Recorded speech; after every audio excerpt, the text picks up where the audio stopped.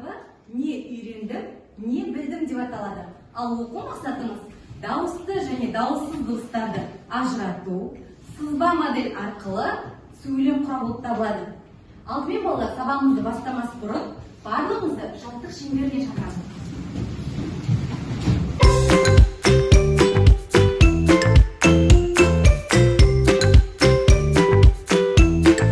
Бүгінгі күнімізге сәттілік тілеймін.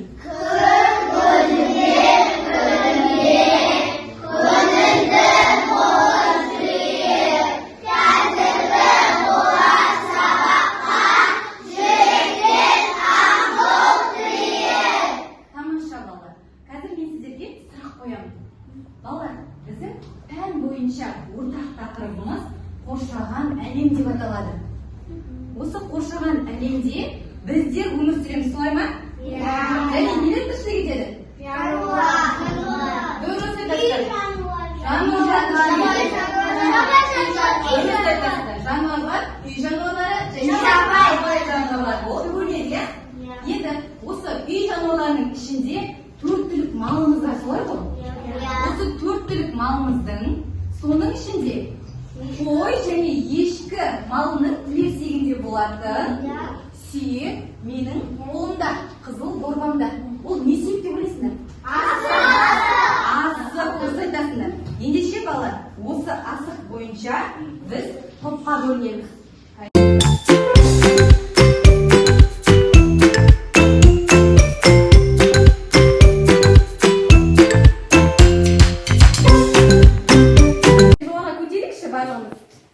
Қандай түс бар?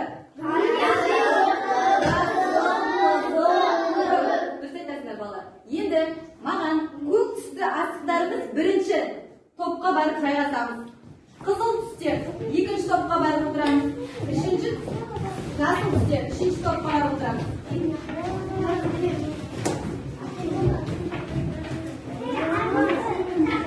Сынамызға көшу үшін алдымен әр қатардан бір баладан тақтаға шығу керек. Ол үшін сіздер жаңағы асықтарыңызды ортаға алжы немесе тәйкі түсетіндей етіп лақтыруларыңыз сұралады. Ал лақтырыңыздар ортаға.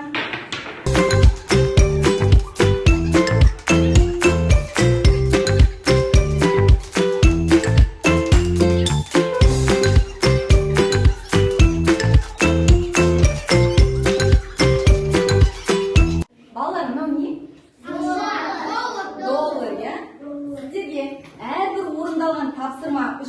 Дұрыс орындалған тапсырма үшін $1 беріп отырамын. Сабақ соңында бұл долларлар ұпайға теңестіріледі. Түсіндік қой, ә? Ендеше бірінші тапсырмамызды орындайық. Бірінші тапсырмамыз сөреден мәреге деп аталады. Бұл жерде сіздер мына әріптердің қандай дыбыс екенін айтуларыңыз қажет. Түсіндік қой? Бастайық ендеше, алдияр. А дауысты жуан дыбыс, Р дауыссыз үнді дыбыс, Н дауыссыз үнді дыбыс, Т дауыссыз қатаң дыбыс, О дауысты үнді дыбыс, жуан Л дауыссыз үнді дыбыс, Б дауыссыз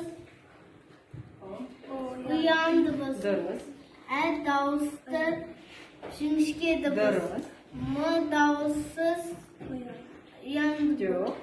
үнді дыбыс, Е дауысты жіңішке дыбыс, К дауыссыз қатаң дыбыс, Қ дауыссыз қатаң дыбыс, Ғ дауыссыз үнді дыбыс, ұян дыбыс, Ж дауыссыз ұян дыбыс, Ы дауысты жіңішке жуан дыбыс, С дауыссыз қандай дыбыс? қатаң, Ы дауысты жіңішке дыбыс, У кейде дауысты, кейде дауыссыз, П дауыссыз үнді дыбыс, қатаң дыбыс, қателеспейміз. И 가까이 dağılsız uyandı. Önde şı dağılsız katandı. Dı dağılsız uyandı. O dağılsız жіңішкеді. дұрыс жақсы орныңа жайғаса ал. А дауысты жуандыбыз. Б дауысты үндідібіз. М дауысты үндідібіз. С дауысты қатандыбыз. дұрыс О дауысты жіңішке. Дауысты жуандыбыз. Л дауысты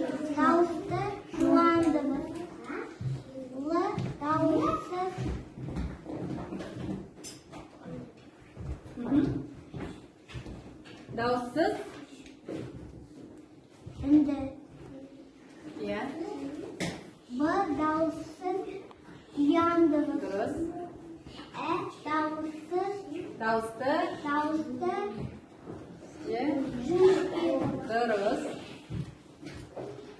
М дауыссыз үн үндідібіз. дұрыс Е дауыссыз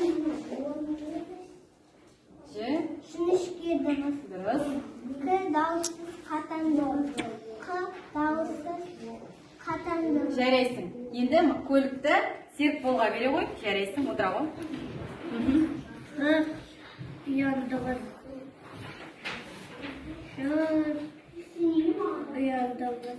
дауыссыз ұянды ары қарай Дауыссыз дауысты дауысты жу жуан. мхм. дауыссыз қандай дыбыс қа иә Дауысты же жіңішке. дұрыс Кейде дауысты, кейде дауыссыз. иә п Дауысты п дауыс қатаң дыбыс қысқа и дауыссыз иә дауыссыз үнді дыбыс. иә Ш дауыссыз үнді дыбыс. үнді дыбыс па ш Қатаң дыбыс. мхм. Р дауыссыз үнді дыбыс. о О ұян. дұрыс ү Ү дауыссыз дауысты же дауысты жіңішке. жақсы отыра ғой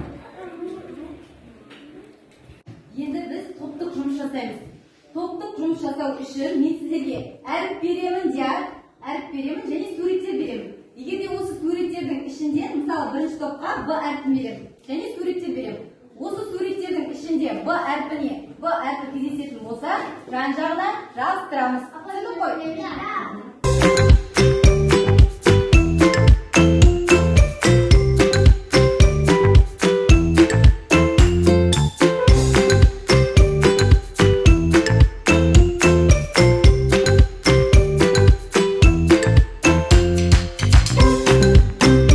бірінші топ қорғай қойыңыздар Балық. иә балық сөзінде неше буын бар Екі буын. буынға қойшы Балық. жарайсың отыра ғой келесі айгерім б әрпінен келеді қай сөз жаттырдыңдар иә қай сөз бұл не иә буынға бөлші жарайсың неше буын отыра ғой азаматжан қай сөз иә бұл ненің суреті иә қарбыз сөзін буынға бөлші қарбыз сөзін буынға бөлші неше буын екі буын дұрыс отыра ғой перизат бұл ненің суреті балапан буынға бөлші неше буын екен үш буын дұрыс отыра ғой келесі раяна басқа мынау ненің суреті арба да арба сөзін буынға бөлші Арба. неше буын арба неше буын Арба. неше буын екі буын қателеспейміз отыра ғой қай сөз Барабан. жақсы буынға бөлші Барабан. неше буын дұрыс отыра ғой алика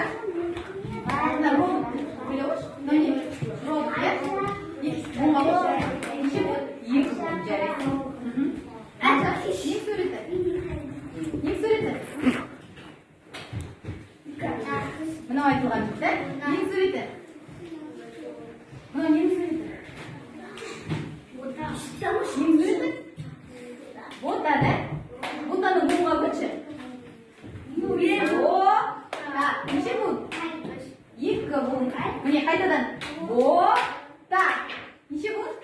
2 буын. Отыра ғой. Темалар. Саған қайсы айтылған? Барабан, жақсы. Неше буын? Жақсы бала. Екінші топқа қайыр түскен екен? Дұрыс. Қандай суретте бастырды? Иә, тас сөзін буынға бөлші. Буынға бөл. Неше буын? Сөзімізде неше дауысты дұрыс бар? 1 дауысты дұрыс бар. Дұрыс. Отыра ғой. Келесі. Қай сурет? Не суреті? Арстан. Буынға бөлші. Қайтадан. Арыстан. Неше буын? 3. Арыстан. 3 буын. Отыра ғой. Келесі. Қай сурет? Стоп. Нең сурет ол? Сәбіз. Сәбізді буынға бөлші. Неше буын? 2 буын. Жарайды. Айша. Нең суреті бұл? Иә. Дұрыс. С әрпі қай жерде кездесіп тұр? Сағат. Басында. Отыра ғой. Иә, Нұрислам, қай сурет? Міне, мынау. Не суреті? Жақсы, тасбақа ма? Мынау не суреті? Иә, тасбақаны буынға бөлші. Иә, неше буын екен? Дұрыс. Отыра ғой. Келесі. Қай сурет? Қай сурет қалды? Иә. Қандай сан бұл? 8. Буынға бөлші. Иә. 2 буын. Аяулым. Міне мынау қалды, иә? Осы сурет айтылмай қалды. Бұл не суреті? Не суреті? 3 суреті, иә? Буынға бөлші. Неше буын екен? 1 буын. Жақсы. Отыра. Сіздерге қандай ат түсті? М қандай дыбыс? Дауыссыз. Иә. Қай суретті атадық? Иә. Бұл не суреті? Домбыра. Буынға бөле ғой. 3 буын. Буынға бөлейік бірге. Жарайсың. Тамаша. Отыра ғой. Келесі. Қай сурет? Иә. Бұл алманың суреті, иә? Буынға бөлші. Алма. Неше буын? 2 буын. Алма сөзінде м әрпі қай жерде кездесіп тұр? Ортасында. Отыра ғой. Келесі.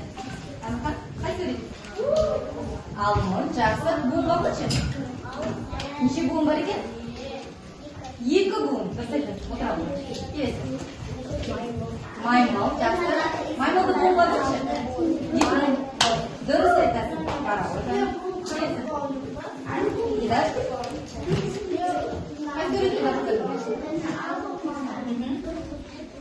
Иә, бұл не суреті? Буынға бөлші.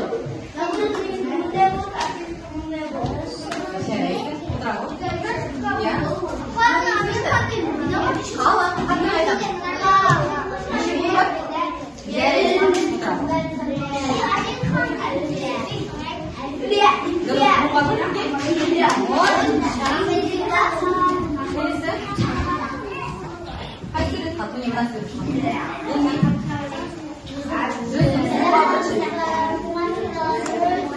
Жарайды. Отыра ғой. Оқулықпен жұмыс жасаймыз. Оқулықтың бірінші тапсырмасында сіздерге әр қатардағы артық әріпті тап дейді. Бірінші қатарда қай әріп артық? Қандай дыбыс? Дұрыс айтасыз. Дауысты жіңішке. Енді маған қараңдар. Алдарында қима қағаздар бар. Осылардың ішінен сіздер әріпі бар сөз құрастырасыздар. Осының ішінен әріптерден аласыздар. Сөз құрастырамыз. Жақындап келе. Жақындап келе ғой.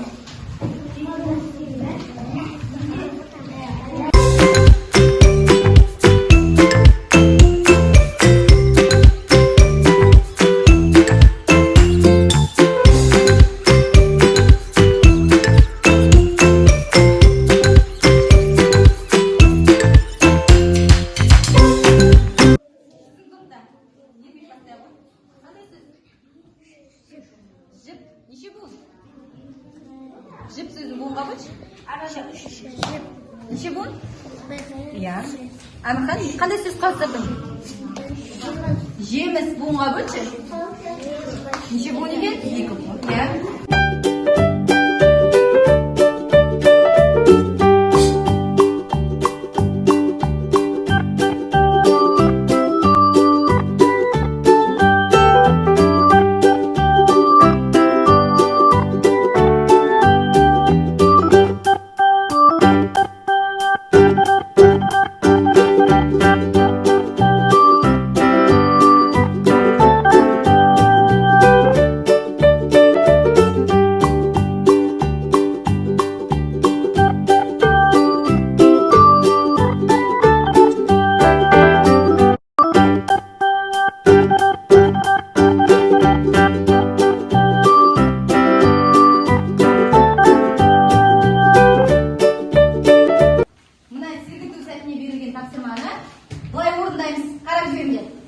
Алақанды тігінен қоямыз, 4 бұрыш алақанды қоямыз, ал шеңбер ол жұдырық.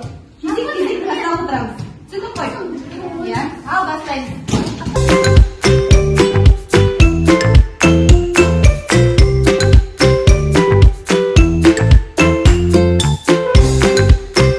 Дәптермен жұмыс жасаймыз. Бірінші тапсырмамызға назар аударыңдар.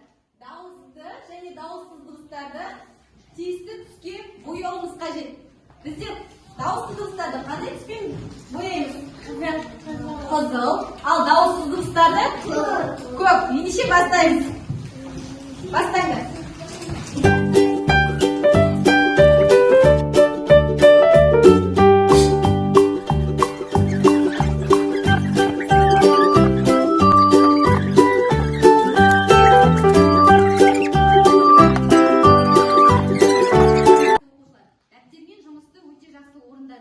Енді кезек жұптық жұмыстар. Жұптық жұмысты орындау үшін мен аты аталған оқушылар ғана орындардан тұрып, кір жаю әдісіне берілген тапсырманы алады. Кім? Райана тапсырманы ала ғой.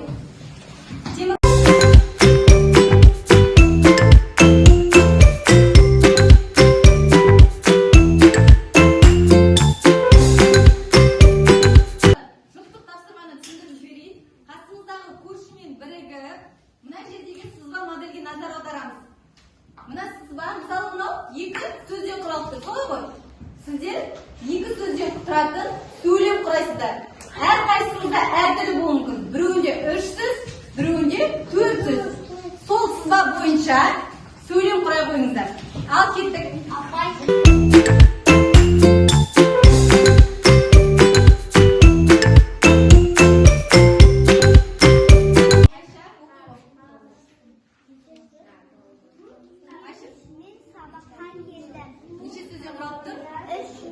Аликан, неше сөзден құралыпты? Мен сабаққа келдім. Молодец. Келесі. Мен ғарышқа ұштым. Неше сөзден құралыпты? Мен ғарышқа ұштым. Дейді, неше сөз? 3 сөзден құралыпты сөйлеміңіз. Келесі. Қандай сөз? Қандай сөйлем құранды?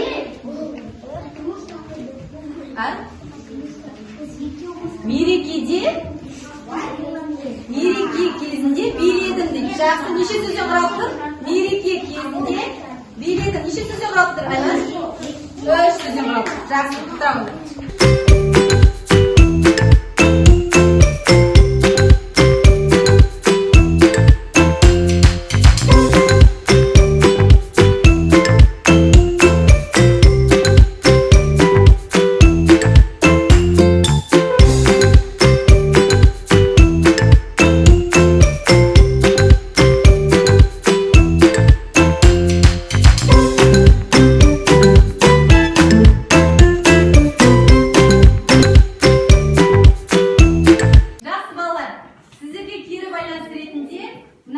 Ұялы телефон берілді, солай ғой?